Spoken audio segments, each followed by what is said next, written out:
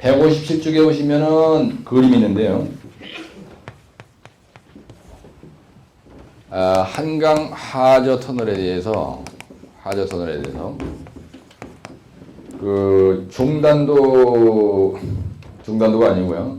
이건 이제 대표 단면을 하나 그린 게 있는데 지금 내가 조금 이따 나눠드릴 유인물이 이게 있습니다. 근데 이렇게 돼 있어요. 이게 이제 이렇게 돼 있고 이게 뭐냐면요 하상이에요. 하상이고 강바닥입니다. 그러니까 이걸 다 리버 베드라고 그러잖아요. 그래서 이런 그림을 아주 여러분들이 시험장에서 표현을 잘 해야 되는데 터널 대가리가 이렇게 있는 거예요. 이런 그림을 그릴 때 이렇게 딱 두 번 선을 긋고 여기다 이렇게 한번 그려보시라고요. 거기 보면 이렇게 돼 있죠. 예. 그 다음에 여기에서 스프링 라인이 이렇게 있고 여기도 스프링 라인이 이렇게 있는 거예요. 예, 여기도 스프링 라인이 이렇게 있고요. 예, 그 다음에 중간에 5.1m 다이아가 하나 있어요. 그래서 그 선을 따다다다다다가 하다가 여기다 딱딱딱딱 그렇게 해서 선을 이렇게 하나 있고 그 다음에 여기에 다이아가 5.1m짜리가 하나 이렇게 있다. 예, 요거 터널 다이아가 5.1m짜리가 하나 있고요. 근데 그 표시를 갖다가 얇게 이렇게 해가지고 그 밑구녕으로 통과가 되게 뭐 이런 식으로 이런 그림이 하나 있어요. 이 터널 다이아가 뭐 이런 식으로 이렇게 돼 있죠. 뭐 유물을 나눠드리라는 거다. 두 장 나눠드렸어? 이렇게 돼 있다는 거예요. 네? 그래서 이게 수심이 몇 메다라는 거예요? 수심이 몇 메다라고 돼 있어요? 네? 4m라고 돼 있죠? 이게 잘못되네. 이렇게 돼 있으면 이게 두 번 들어가야 되겠네 이렇게. 그죠? 예. 그래가지고 이게 수심이죠. 맞나요? 예, 수심이 4m라고 돼 있고요. 그 다음에 토피가 15.6m에서 30m라고 돼 있나요? 15m에서 30m라고 돼 있죠. 예, 토피는 이제 변하니까 요 토피가 요 하상에서 이게 하상이네. 이게 하상이고 그 다음에 이제 이거 스프링 라인이라고 썼고 요게 15m에서 30m의 카바데스예요. 토피가 이렇게 있는 겁니다. 실제로 굴착은 이 자리가 이제 우리가 굴착해야 되는 대상 지반이라고요. 그래서 이 부분에 대해서 보링 유상도가 만약에 있다, 그죠? 여기 수심이고 여기는 뭐 풍화토 지반이다. 그럼 풍화토라고 쓰든지 뭐 이런 식으로. 근데 여기는 그죠? 뭐 실트 점토다 이렇게 쓴다든지 이거 쓰면 되는 거예요. 그러면은 여기다 이제 보링 유상도라고 하나 딱 쓰고, 그 다음에 이 현장의 특징, 아까 내가 얘기했는데 단층 파쇄가 많고 용수가 많고 뭐 터피가 얇고 뭐 어째 그런 거 쓰는 건 똑같은 거거든요. 그래서 이 내용을 하나 딱 그려주고, 그럼 우리 현장의 시공사를 얘기할 때 이런 그림이 들어가야 된다는 거야. 그래가지고 그 뒤에 보면은 161쪽에 보시면요 하저 터널 이 통과구간에 언더라인인 거 보세요. 161쪽에 보시면요 흑은모, 단층 파쇄대, 근데 불연성면은 경면이 많다. 안반의 상태는 언더라인인 거. 단층 파쇄대가 많다. 풍화대가 왕창이다. 그죠? 습곡, 염리가 불규칙하게 많다. 그래서 이 대상 지반, 여기가 풍화토, 단층 파쇄대가 많다. 파쇄대가 많다. 그 다음에 흑은모도 있다. 흑은모, 흑은모라는 게 있다. 운모. 예, 그 다음에 불연성면은 불연성면이 많다. 여기 경면이 많다. 경면이 많다. 이런 것들이 그 그림에 이렇게 붙어 있는 거예요. 그럼 이걸 갖다 0.3페이지 분량을 하나 그렸다 이거예요. 예. 그래가지고 이 그림 옆에다가 이런 것들을 좀 써놨다. 그러면요 확실한 거야죠. 이게 고립정하는 방법이라는 거예요. 그 다음에 이제 그 뒤에 보면 뭐가 있냐면 163쪽에 공사 전 지질조사라는 게 있어요. 터널 공사하기 전에 지질조사. 그래서 지질조사, 물리탐사, 레이더 탐사, 그 다음에 165쪽에 보면 막장 관찰 요령이라는 말이 있거든요. 페이스 매핑이란 말이 있죠. 그래서 페이지 165에 보면은 막장 관찰 요령이라고 되어 있는데 이 말을 바꾸면은 막장의 정밀 지질조사라는 얘기고 이 말을 영어로 표현하면은 이걸 갖다가 페이스 매핑이라고 하는 거예요. 똑같은 말입니다. 페이스 매핑이다. 이런 얘기예요. 예. 그래서 페이스 매핑 할 때 어떻게 했냐. 아까 얘기했죠? 83회 1교시에 나섰어요. 이게. 1교시에 용어로 났다고. 첫 번째 문제. 예? 그래가지고 거기에 보니까 뭐라 하냐면, 사전조사 항목이 암석 강도, 암종 상태, 불연성면의 상태, 주양 경사, 용수 상태 이런 걸 조사하고 나서 아까 보조지고지하고 보조공법을 선시한다고 했잖아, 그지? 예, 그 다음에 막장 관찰할 때 유일사항은 기본 지식이 있어야 된다. 비닐 카바를 조치해야 된다. 야장에다 비닐 카바를 뒤집어 씌워야 된다. 사이클 타임을 사전에 파악해야 된다. 그 다음에 이거 할 때, 이거 페이스 매핑을 할 때 우리가 준비해야 될 게 뭐가 있다느냐면 권척, 소형 해머, 손전등, 프라시, 확대경, 야장, 크리노메타 이런 걸 가지고 와서 일할 간거지를 파악해야 된다. 그래서 168페이지에 일할 간거지에 대해서 파악한 내용을 실제로 현장에서 한 내용을 카피해서 붙이는 거예요. 그렇죠? 그래서 168쪽에 보시면은 막장 관찰 야장이라고 되어 있죠. 네?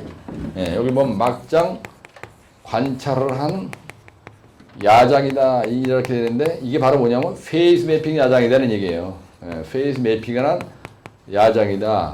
근데 거기에 들어가 있는 내용이 뭐가 써 있냐면 막장 관찰할 때 관찰하는 내용이 뭐냐? 이게 막장 관찰 내용이에요.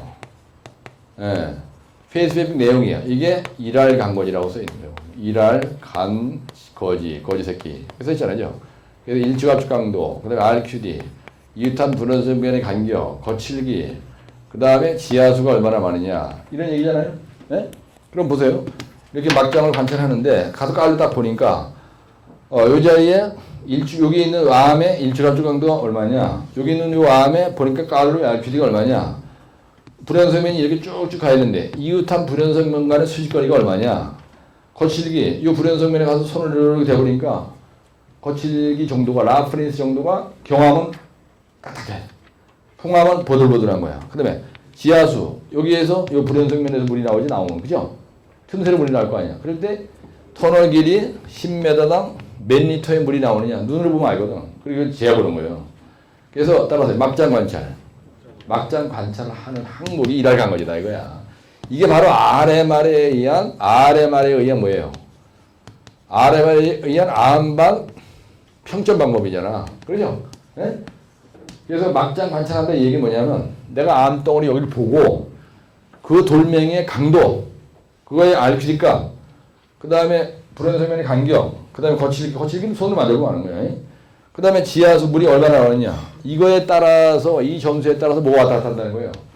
보조지보제, 그 다음 굴착공법, 발파를 풀페이스 카이스로 해야 되냐, 베지가 발파를 해야 되냐, 보조지보제 중에서 쇼크리트를 5전으로 하느냐, 락보트를 3m 박아야 되느냐, 간격을 40점 간격으로 박느냐, 보조공법을 선시공하는데 파이프루프를 할 거냐, 프로유레탄을 할 거냐, 후아폴링을 할 거냐, 그다음 계측을 어떻게 할 거냐.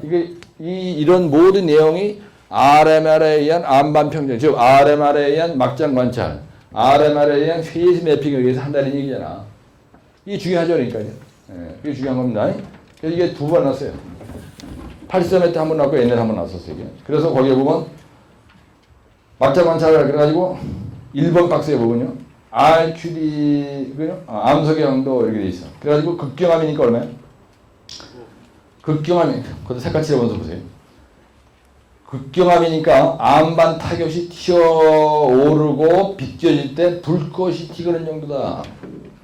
이게 무슨 말이냐면요. 이거를 얘기하는 거예요, 이거. 이거를 가지고 와서 여러분들 이 정도는 가지고 있어야 돼요. 현장에서 잘난 척 하려면 이게 한 6, 7만 원 가거든요. 달러가 환율이 막 셀 때는 이게 막 10만 원도 갔었어요. 이게 이스트 윙이라는 회사 메이드 인 USA인데 Unbreakable Handle in Novel Use 이런 거예요.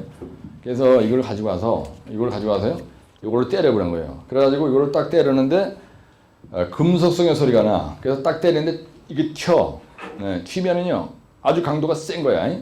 그래서 극경함이다. 예, 그럼 평점을 15점 주는 겁니다. 근데 불꽃이 튀긴다, 그죠? 여러분 이걸로 쇳덩어리 탁 치면요 불꽃이 튀지지. 그래서 그런 거고. 그다음에 거기 보면 경함이 있어요. 강한 한마 타격에 갈라지며 불연성면을 따라서 비교적 크게 갈라진다. 이거로 탁 치면요 일반 경함은 갈라져. 근데 연함은요 한마 타격이 용이하고 갈라지며 불연성면을 따라서 비교적 소편으로 갈라진다. 무슨 말이냐면 여기에 갈라진 틈이 있는 거야. 이렇게 갈라진 틈이 있죠. 그럼 불연성면이 요 근처로 탁 치면은 그렇게 된다는 얘기야. 이걸 때리면은. 그 다음에 연함에서 풍암 정도다. 그럼 한마로 치면 타금을 내. 부서지며 균열이 되면서 갈라진다. 한마디로 타금이나 소리가 맑지 않다는 얘기입니다. 돌멩이가 단단한 것으로 때리면요, 이게 소리가 금속성의 소리가 나는 거예요. 만약에 이렇게 때린다 이렇게, 응? 이런 소리가 나는 거예요. 경함이면, 극경함이면 소리가 우리가 금속성의 소리다 이 얘기 뭐냐면 이게 철이잖아, 지? 그게 때리면 금속성의 소리가 이렇게 나는 거예요. 경함이면은 이쪽에 가까운 소리가 난다는 거예요. 그런데 만약에 약하다, 그럼 때리면 탁한 소리가 나. 암의 강도가 약해. 풍암으로 가면요, 퍽퍽 하는 거야 그냥. 그래서 이걸로 때려서 이걸로 때려보고 극경함이냐 연함이냐 경함이냐를 판단하는 거예요. 그다음에 풍암에서 풍화토 되면요, 약한 한마타기에도 부서지고 일부 손으로 부서진다. 이게 무슨 말이냐면 손으로 다 만져도 풍화한 것도 약한 건 부서지잖아요, 그죠? 그래서 현장에서 암 판정할 때 이거 가지고 와가지고 이게 판정하는 거예요. 이 소리로. 그래서 암 판정 나갈 때 그냥 맨대가리로 나가면 안 됩니다. 감미단이나 현장 소장 정도가 되면요, 최소한도 이 정도는 내 사무실에 있어야 돼. 암 판정하는데 이 정도도 안 들고 그냥 가서 맨대가리로 나가서 완전히 깔로 뭐 이박으로만 하려면 그건 통하지 않는 거예요.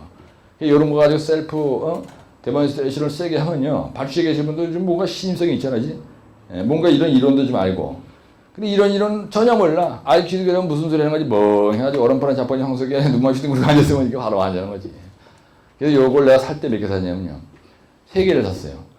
그래서 소장 하나 가지라고. 내가 4개 샀구나. 저. 이거 집에서 하나 있거든요. 이거. 집에서 바로 현장 갈 때는 차에도 있고 그래, 차에 참. 이건 여기 설명하려고 갖다 놓은 거고. 발주에서 이제 그 암 판정할 때 발주에 계신 분들 나오잖아요. 그분한테 이거 하나 딱 드리는 거야. 현장 갈 때 이제 내가 이거 들고 줄만장 따라가지고 이제 이걸 한번 때려보시오 하고 때린다고. 그럼 이제 딱 때려. 그러면 이건 내가 누드로 봐도 이게 경함이잖아. 그게 아니고요. 이건 극경함입니다. 때려보세요. 뭐 이건 금속성의 소리가 나면 극경함이고, 얘기를 하는 거야. 그럼 이제 극경함 쓰는 거야. 그러면 요람인데 극경함이라고 판정되면 돈이 많이 줘요, 조금 줘요? 많이 주죠? 여러분들 현장 가서 암 판정할 때 풍풍 연보경 중에서 뭘 받느냐가 엄청난 차이가 있습니다. 암 판정 받을 때 풍풍 연보경 중에서 여러분들 굴착단 것 같은데요. 이 경암 같은 경우에는요, 팽창성 파쇄공 프로그램은 1류배에 25,000원 막 3만원이래. 근데 난장 발파를 하면 뭐 7, 8천원 되고요. 이거는요, 단가가 싸요. 이거는. 그래서 이거 7,000원이야, 이거는. 근데 이게 25,000원이에요. 근데 팽창성 파쇄를 하느냐, 그냥 일반 발파를 하느냐, 화약을 뭘 썼냐, 완전히 이 단가가 3배 이상 왔다 갔다 한다고요. 그럼 만약에 예를 들어서 다이아가 이렇게 있는데요. 요거 다이아가 만약에 5m야. 그럼 4분의 1m라고 생각해봐. 4분의 파이 D의 자선. 그러면 이 4분의 3.14 곱하기 다이아가 만약에 3이다. 그러면 3의 자성이에요. 그럼 9죠? 예. 그러면 다이아가 만약에 통신구선은 3m다. 3m의 자성. 그런 게 9야. 그럼 9 곱하기 3. 그럼 27이죠? 27 나누기 4 하면 49. 보통 한 9배 정도 되는 거예요. 그죠? 1m에 9m야. 그러면 만약에 이게 1000m다. 그러면 9,500. 그죠? 그러니까 버럭량을 이렇게 계산하는 거예요, 대충. 9,500인데 사실은 이게 암이기 때문에 얼마죠? 토량 화상계수가 얼마 정도 곱합니까? 한 1.7배 곱합니까? 거의? 1.7배 되죠? 그럼 약 2배라고 봐. 그러면 18,500의 암버럭 사토양이 생기는 거예요. 그렇죠? 그래서 이걸 할 때 대충 이렇게 계산해도 거의 맞습니다, 이게. 여기다 1.5 내지 1.7 딱 곱하면은 이게 18,500라고. 근데 18,500인데 여러분들이 매 막장 1kg다 그러면 1000번 들어가야 돼요. 발파를 1000번 이상 해야 돼요. 1000번 더 해. 그럼 1000번 발파를 하면서 계속 페이스 매핑을 해가지고 원래 여기 설계서에는 요게 풍화면인데 연암으로 가고 요게 보통 화면인데 경암으로 가고 이런 식으로 전부 다 단계를 많이 만약에 판정을 했는데 올라갔다. 이거 가지고 세게 나가지고 망치 가지고 와서 해서 매번 막장마다 실전 보고 해가지고 설계 변경 그걸로 돈 받거든요. 처음에 도구 100억, 그래서 100억으로 확정되는 게 아니에요. 100억짜리가 80억 될 수도 있고 100억짜리가 120억 될 수도 있어요. 플러스 마이너스 증감의 20%의 어느 정도 그 유두리가 있잖아요. 그죠? 현장 가서 일을 할 때 현장 소장이나 감리단장이나 발주에 계신 분들은 항상 그걸 염두에 두고 일을 하셔야 돼요. 특히 소장은 완전히 돈을 목적으로 하는 거 아니야. 그렇지? 감리단장은 그게 아니에요. 감리단장은 어떻게든지 긁어내려가지고 잔소리 끌어모아서 설계 도면과 시방서대로 일을 하고 있는지 확인하는 사람이지. 발주의 장도 마찬가지예요. 그래서 소장이 똘똘해야 돼요, 현장에서는. 소장이 왕이라고. 근데 소장님한테 항상 그런 얘기하거든요. 현장에서 소장이 최고다. 발주에 계신 업무 연락 담당관이나 유지업은 사실은 완전히 그냥 꺼적대기지. 소장이 이 현장에서 주인이니까 내가 감리단장으로서 나와서 일을 하는 목적은 설계도면과 시방서에 일을 제대로 되는지 확인하는 첫 번째 의미가 있고, 두 번째는 극동건설에 나온 소장님 당신이 이 터널 1km를 뚫으면서 회사 부도 내고 국가 백년들을 위해서 붕괴되는 일이 없고 하도록 하기 위해서 나는 옆에서 도와주는 사람이지, 내가 와서 잔소리하고 끌어내리는 사람으로 착각하면 당신이 안 되니까 내가 얘기하는 걸 항상 진실하게 받아들이고 소신껏 국가 백년들을 위해서 세게 나가자. 화이팅 할 때 한번 세게 하고 그렇게 얘기하는 거예요. 그럼 소장님 따라주신다고. 그러니까 시공회사가 망하게 하면 안 돼, 감리단장은.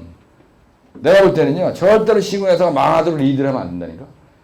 그러니까 감리단장이 그런 정도의 파워를 가지고 일을 하려면 어떤 이런 전체를 알고 있어야지. 막장 가서 딱 보고 소장이 아니다, 이 사람 무슨 소리가 있어, PYF 수준으로 돼. 무너지면 당신 책임질 거야? 당신은 문제가 안 돼. 발주 국장님이 대만 안양도도 한다니까. 현장 소장이나 감리단장의 유지여부기는 발주에 민폐를 끼치면 안 돼. 발주가 말이 발주처지. 사실은 발주에 있는 팀장은 그 사람은 대통령이야. 대통령 대신해서 공무원 입장에서 일을 하는 거니까, 예산도 그러니까 그 사람이 반영하는 거 아니야. 그러니까 어떤 경우에도 국가 백년대를 위해서 지상 목표는 소장인 당신이 소신껏 일해야지. 내가 PYF 안 하면 무너진다는데 왜 아니라래. 비용이지 마냥 하라는 해지. 어떤 그런 분위기를 이끌어나가면요, 감리단에 계신 분들이 일을 재밌게 할 수가 있어요. 근데 그거는 가슴 저리게 뭔가 확실하게 이해했을 때 그런 마인드도 생기고 그런 철학도 생기고, 토킹 어바웃을 테크니컬 아이템에 대해서 얘기를 하더라도 맥히고, 그래야 소장이 승질 안 내는 거예요. 근데 그렇지 않고 무식해서 단장이 그래서 잔소리만 맨날 끌어보. 그럼 소장이 뭐라 하냐면요, 아, 유 단장 이제 씨발 뭐 말만큼은 해. 젖같아 도 못했다. 뭐 일하는 거 지시부는 뭐 하루에 20장씩 하고 그냥 막 미치겠다고 막 이런다고. 내가 단장할 때 지시부 20장 이하로 내려본 적이 없어요. 근데 소장이 초기 6개월은 힘들어하더라고.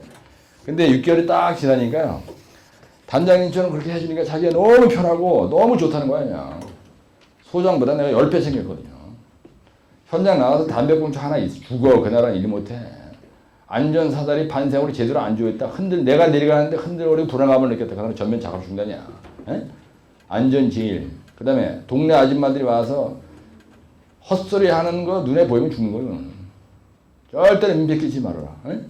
그러니까 동네 아줌마 주민들이 엄청 막 그냥 협조해 주잖아요. 그래서 지금 제가 이런 말씀을 해드리자면, 일할 때 하드 터널에서는 돈이 됩니다, 여러분들. 우리가 토목에서 돈 되는 데가 어디냐면요, 콘크리트 부적으로 절대로 돈이 안 돼요. 이거는 아무리 돌간 작업해도 안 돼. 발파, 그 다음에 암 발파할 때 하고 백호로다가 토사골짝 할 때 돈 벌어야 돼요. 터널에서 만약에 발파할 때 돈 못 벌죠? 절대로 돈 못 벌어. 쇼크리트 돈 안 돼. 라이닝 공구리 치고 절대로 돈 안 됩니다. 하여튼 공구리 갖다 쑤셔놓는 거 일이 안 돼. 그래서 발파할 때 돈을 벌어야 돼요. 그래서 부점을 할 때 마이너스 된 거를 발파해서 조금 버는 걸로 보충해야 된다니까. 근데 여러분들 토공이라 그러죠, 이걸. 토공이 일 끝날 때 하는 거야? 처음에 시작할 때 하는 거예요? 시작할 때 하는 거예요. 그래서 공사 현장은요, 결판이 언제 나느냐? 공사 초기 6개월이라는 거예요. 그래서 소장이 뭘 낼래 해. 감리단장이 뭘 낼래고 전부 다 뭘 낼래 만약에. 그러면 공사 초기에 조지는 거예요. 공사 초기 6개월이 그 현장의 승부를 가져간다고. 그러니까 토공이 우리한테는 완전히 생명줄이에요. 토목 공사에서는. 어스웍이 아주 중요합니다. 그러니까 시험장에 가면 절토, 발파, 성토, 절토, 그 다음에 요거. 터널에서 발파하는 문제. 발파 문제 많이 나잖아요, 요즘에. 이유가 거기 있는 거거든요. 그래서 기술사 자격증 따는 건 여러분들 중간에 포기만 안 하면 그건 다도른 탁상이고, 포기를 하니까 안 되는 거지. 1년 내에 되느냐, 1.5개월에 되느냐, 아니면 3개월에 되느냐, 뭐 대회 이영상처럼 박살내니까 3개월에 되는 사람도 있어요. 아주 적극적이고 막 센스 빠른 사람들은. 그러니까 중요한 건 뭐냐면, 내가 2년 걸리고 3년 걸려도 확실하게 공부해가지고 실제로 현장 가서 시공회사에서 한 50살까지 소장하다가 나처럼 감리단에 가서 난 사실상 시군에 사서 감리단으로 옮긴 게 45살에 옮겼거든요. 적당한 시기에 옮긴 겁니다. 너무 꼰대 때 옮겨도 좀 문제가 있고 가서 힘을 못 쓰는데 그래도 빨리 움직여서 재빠르게 뭐 자격증 딴바람에 이렇게 됐지만 된 거예요. 그래서 공부할 때 내가 빨리 합격해야 되겠다. 어떤 이런 마인드보다는 내가 앞으로 70살까지 일을 해야 되니까 진짜 제대로 확실하게 공부해서 현장 가서 감리단장 했는데 여러분들 맨날 소장이나 발주에 계신 분들한테 질질 끌려다니는 그런 스타일로 일하면요. 아주 피곤합니다. 출근하는 것도 재수 없고요. 예? 아주 짜증나고 안 걸려. 그러면. 왜 그러니? 업무에 자신이 없으니까 그런 일이 생기는 거예요. 그래서 공부할 때 이런 어떤 분위기를 제대로 특강교재 같은 게 있으면 여러분들 나중에 합격하고 나서 이런 거 버리시면 안 돼요. 내가 가지고 있는 자료는 현장에서 실무에 그대로 적용되는 겁니다. 어떤 분들은요. 1차 합격하고 나서 2차 면접도 보기도 전에 자기 했던 걸 옆에 있는 직원을 다 남겨주고 면접 공부할 때 어느 책 거기에서 날 거니까 면접 꼭 잘 보시오. 그래 뭐라 하냐면 유 교수님 제가 옆에서 책 다 달라가지고 난 책 한 권도 없고 노트는 뭐가 있냐. 노트 정리한 거 다 줬다는 거야. 카피는 남겨놨냐. 안 남겨놨대. 그런 에? 그러면 안 되지. 자기가 공부한 거냐 누구 주면 안 됩니다. 이동화 실제도 그냥 시방서 규정이야 그게. 이것도 마찬가지고. 그래서 터널이 여러분들 말이죠. 터널은 저하고 공부 한 6개월 내지 1년 반 공부하잖아. 그러면 단장 바로 내보내도요. 전혀 문제가 없어요. 이 정도. 오늘 처음 들으신 분이야 좀 띵합니다. 처음 들을 때는 아무래도 재밌게 얘기해도. 그래서 168쪽 보시겠습니다. 이거 얘기 잠깐 시켰습니다. 168쪽에 보시면은 이런 식으로 점수를 매기는 거야. 그래서 이걸 어디를 쳐다보고 매긴 겁니까? 예, 거기 보면 대가리 위에 막장, 관찰, 야장이 되고 있죠. 이게 페이스 매핑 야장이에요, 이게. 근데 이게 처음에 났어요. 지난번에 83에 1교시 났단 말이야. 그래서 RQD 값이 만약에 경함이다. 그럼 100%가 나오는 거예요. 90에서 100%. 근데 보세요. 우측으로 갈수록 점수가 낮죠, 그죠? 예? 예, 우측으로 가서 점수가 낮을 수밖에 없어. 그 다음에 불연성면이 많아요. 불연성면이, 거기 뭐, 경함은 불연성면이 얼마나 알았어요? 예? 경함은 불연성면이, 얼마나 어디 있습니까? 네. 요거는요, RMR에 의한, 요 문제는 RMR에 의한 페이스 매핑 얘기하는 거예요. 페이스 매핑을 얘기하는데, 거기에 있는 내용이 일할 간거리라고 돼 있어. 일할, 간, 거, 지에 대한 점수를 매겼는데, 극경함, 경함, 그 다음에 무슨 함으로 돼 있어요? 여기 있는 걸 보면, 연함이 보통함, 연함, 그 다음에 풍화토, 그 다음에 풍화함 이렇게 되는 거예요. 내가 풍풍연보경, 풍풍연보경 이걸로 얘기한다고 항상. 그렇게 해서 이쪽으로 갈수록 점수가 작고요. 이쪽으로 갈수록 점수가 커요. 그래서 경함, 일주감수가 크겠죠. 그 다음에 풍화토, 일주감수가 작겠죠. 그 다음에 깔로 보는 거야. 그 다음에 RQD 값은요, 여기에 불연성면이 많다. 이렇게 많다. 그러면 RQD 값이 적어요. 안반에 갈라진 틈이 많다라면 이게 작은 거예요. 이거는 크고요. 이쪽으로 갈수록 작아지는 거예요. 불연성면의 간격이라는 거는 극경함인 경우에는 여기서까지 3m예요. 그럼 거의 없다는 얘기야. 통시구 터널 다이아 3m짜리 코딱지만한 터널에서는 극경함이다 이게. 그러면 불연성면이 하나도 없다는 얘기예요. 여기서까지가 3m인데 뭐. 그렇죠? 근데 이쪽으로 갈수록 빡빡빡빡 그냥 균열이 많아. 불연성면이 많다고 이렇게. 이쪽으로 갈수록 무조건 많게 돼 있어요. 그럼 무슨 얘기 하려는 거냐면 내가 여러분들 가서 깔로 딱 바르는데 이 망치를 들고 와서 암 판정을 하는데요. 이게 경함으로 내가 딱 보니까 눈으로 보니까 경함이야. 그러면 점수는 무조건 요거 계산기 쳐보라 마나 60점에서 80점 나온다는 얘기입니다. 이 경함이다 그러면 80에서 100점 나와요. 만약에 풍화토다 그럼 2점밖에 안 돼요. 요거는 40점 나와요. 근데 요거는 60점 나와요. 근데 요거는 80점 나는 거야. 80에서 60, 이건 60에서 80, 그 다음에 이건 40에서 60, 40에서 60, 그러면 이건 20에서 40, 요거는 2.2 이렇게 되는 거예요. 풍화토는 2.2 이하입니다. 그러면요, 일단 이 자리에 들어가서 점수가 40점 이하다. 이걸 점수를 매겨보니까 40점 이하다. 그러면요, 사전에 무조건 선보강해야 돼요. 선보강 뭘로 한다 그랬어요? 바이 터널의 보조공법으로. 근데 만약에 이 자리다. 그래서 점수가 이 정도 이상 나왔다. 이 정도 이상 나왔다. 그러면 보조 지보제만 해도 큰 문제 없어요. 용수가 없다 그러면. 이게 용수야. 요 지하수.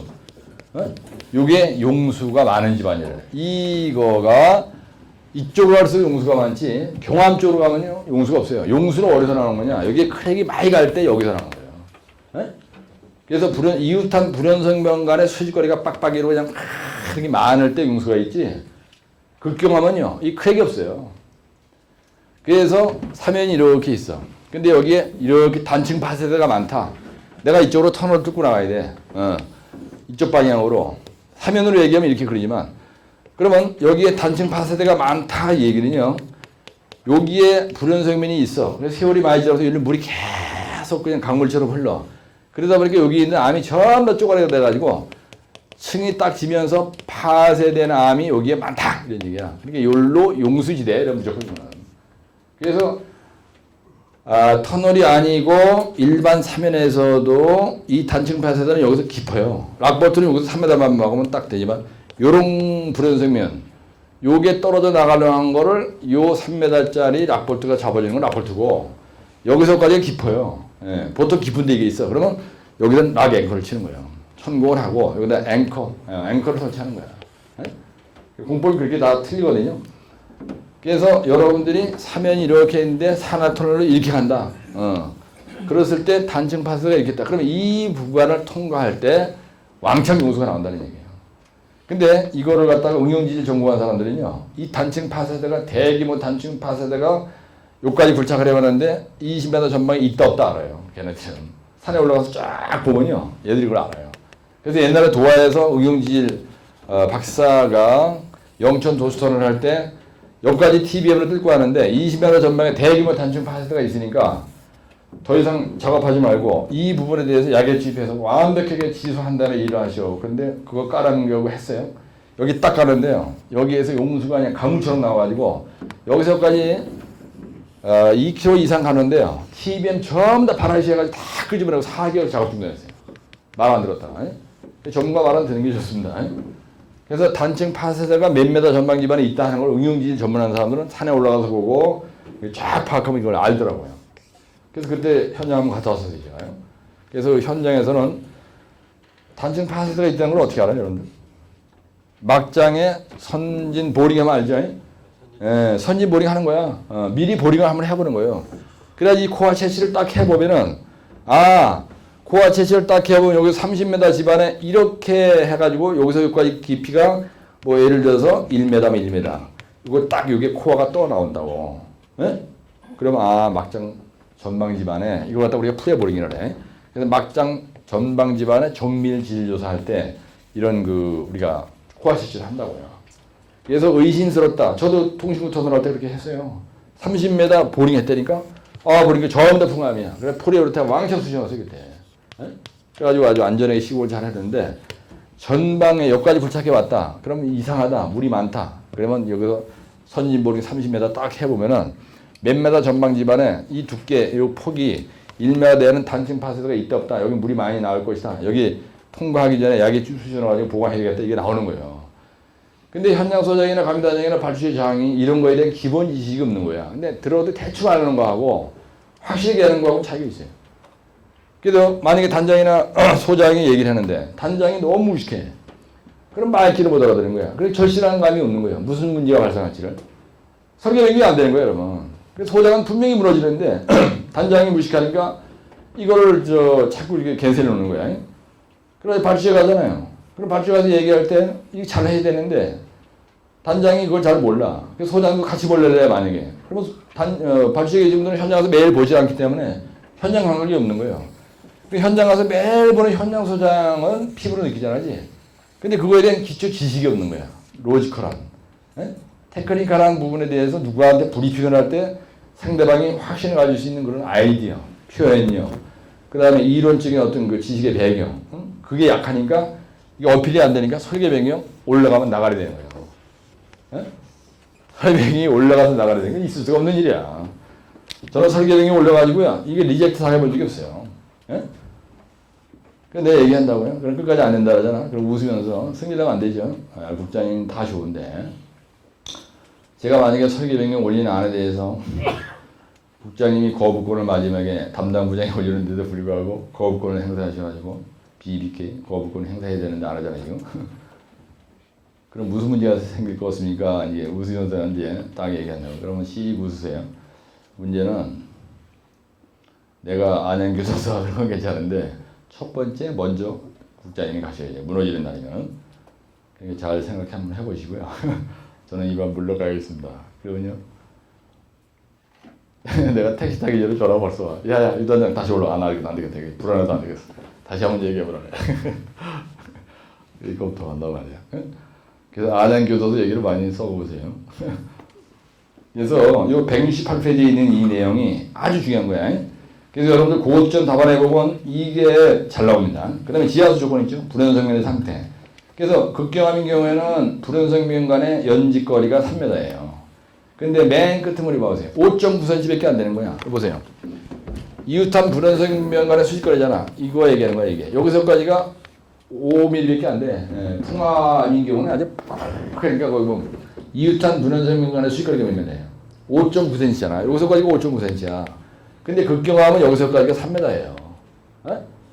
3m. 3m가 없는 거야. 그럼 물 안 나와요. 그래서 여러분들이 막장 가서 깔로 딱 보고 갈라진 틈 불연성면이 있냐 없냐 이거를 가지고 첫 방에 볼 수 있는 건 뭐냐면요. 이 암이 무슨 암이냐. 그 다음에 이 불연성면이 있냐 없냐. 그 간격을 딱 재봉하라. 뺨으로 재봉 금방 하는 거예요. 그죠? 대충 깔로 봐도 아는 거 아니야. 한 뺨이 보통 25전 정도 되거든요. 이게. 5뺨이면은 뭐 4뺨이면 1m야. 이걸로 돼서 4뺨이면 1m라고. 이런 거 하나 딱 들고 가는 거예요. 이거. 딱 들고 와서 한번 쇼도 한번 세게 하고. 그래서 극경암 보통암은 무조건 극경암으로 받아먹으면 돼요. 네? 보통암이랑 극경암은 똑같아. 동영상 나가서 말 조심해야 돼요. 욕도 못해갖고 아주 스트레스 받는 강의하는데 때려쳐버릴까. 그 다음에 지하수 조건이지. 불연성면의 상태는 거 뭐냐면요. 거칠다, 불연성면이 밀착되어 있다, 신선하다 이런 거야. 점수가 25점이에요. 근데 불연성면의 상태가요. 연해, 가우지, 가운데 뭔가 충진 물질이 많이 끼어있어. 완전 풍화됐다. 그럼 빵점이야. 그 다음에 지하수의 조건은 뭐냐면요. 터널 길이 10m당 몇 리터의 물이 나오느냐. 예, 그러니까 아주 건조해. 예. 극경하면요. 가서 이렇게 만져봐도요. 물기가 하나도 없는 거야. 근데 거기에 뭐 뭐라고 하냐면요. 지하수의 조건은 벽면을 타고 물이 흐른다. 이러면은 이게 연암에서 풍화암 정도 되면 벽면을 타고 물이 흘러. 가설에 보면요. 벽면을 타고 물이 줄 흘러. 아니면 오줌 싸도 쫙 물이 나와. 그런 거는 막아야 돼. 가만 놔둬야 돼.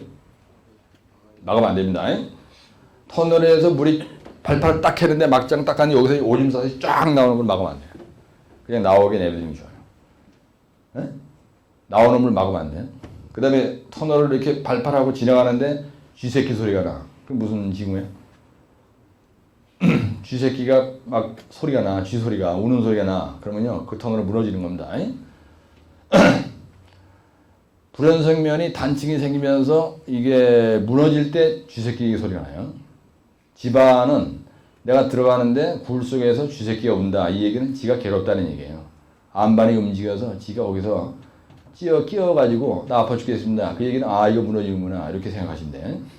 그 다음에 이런 빌딩이 무너지잖아요. 소리가 납니다. 소리가 나는데 어떻게 소리가 나냐. 이게 이 쇳덩어리 땅땅 치는 소리가 나요. 이런 그 빌딩이 이게 무너지려고 할 때는 밤중에 여러분이 지나가는데 이상하게 이런 소리가 나다 만약에 이런 소리가 쫙 난다. 그 얘기는 빌딩이 무너질 때 그런 소리가 나요. 그래서 벌써 항상 이게 징후가 먼저 보입니다. 그래서 그 터널 경험 많은 소장님한테 처음에 나가신 소장님들은 미리 한번 어드바이스를 구하면요 상당히 도움이 되세요. 그래가지고 점수를 매겨보니까 총 평점이 81에서 100점이야. 그 다음에 61에서 80이야. 40에서 60이야. 21에서 40점이야. 그 다음에 풍화, 토인 경우에는 20점이야. 그래서 내가 이걸 갖다 2468장이 되는 거예요. 예? 따라 풍풍연보경 2468장. 그게 이 얘기라고. 근데 터널에서는요, 여러분들이 이거를 모르면 다른 거는 이해가 안 되는 거예요. 터널에서 RMR에 의한 페이스 맵이 무지하게 중요하고요. RMR 이래가지고 1교시 용어에서 잘 납니다, 이 문제가. 예, 그래서 이 말씀을 드렸고, 그 다음에 이제 그 뒤에 가면요. 뭐가 있냐면은 182쪽에 LW 약에 주입한 거, 그 다음에 186쪽에 집안 조건에 따른 보강 및 굴착 현황 이런 게 있어요. 요거 이제 보시면 되는데, 경항구가 이렇게 되어 있습니다. 요거는 잠깐 한 10분 쉬었다 들어와서 마지막 한 30분만 더 하고 끝내겠습니다. 그래서 지금 나눠드린 유인물이 몇 장 나눠드렸죠? 한 장 나눠드렸죠? 그림 한 장 나눠드렸습니다. 그 다음에 유인물을 앞뒤로 해서 두 문제를 나눠드렸거든요. 하나는 뭐냐면 연약한 토사층에서 토피 30m 정도의 천담배 균열이 발생하는데 어떻게 할 거냐. 그 다음에 3교시라는 거고, 그리고 뒷장에 보면은 세 쪽 붙어 있는 게 있습니다. 2교시에 나왔던 건데요. 79회 때 터널 굴착 시 지보공이 터널 안정에 미치는 효과를 설명해라 하는 거를 두 문제를 넣어드린 게 있어요. 그래서 요번 주에 가셔가지고 제가 10분 쉬었다 들어와서 말씀드리겠지만은 터널은 요번 주에 가서 만약에 여러분들이 내가 지금 나눠드린 유인물 두 장을 다 외웠다. 그러면 터널은 끝났다고 생각하시면 돼요. 2, 3, 4교시에 대비해서 터널은 다른 문제를 크게 안 해도 큰 고생이 안 된다. 이런 생각을 가지시고 요번 주에 이걸 확실하게 격파하시죠. 동영상 들으신 분들은 요거를 갖다가 자료실에 또 올려놓을 거예요. 오늘 나눠준 유인물은 요 A4 중인 사이즈로 해서 화면에 딱 비춰줄 거니까 그것도 보시고, 그 다음에 이거 사실은 이게 어디 있는 거냐면요. 고득점 전략 해설 남바 8번에 413쪽에 있는 문제예요. 그 밑에 보면 페이지가 있죠. 고전 남바 8번에 413쪽에 있는 거고, 근데 그 뒤쪽에 있는 거는 421쪽에 있는 문제고, 그 다음에 이 그림을 하나 나눠드린 거는 이건 무조건 외워야 되는 거. 예, 그래서 내가 오늘 터널은 하여튼 자지간 2, 3, 4교시 대비해서 이번 주에 오늘 나눠진 유인물 두 장만 여러분들이 이번 주에 소화시킨다. 그러면 터널은 90%가 끝났다. 90%. 예? 용어 빼고.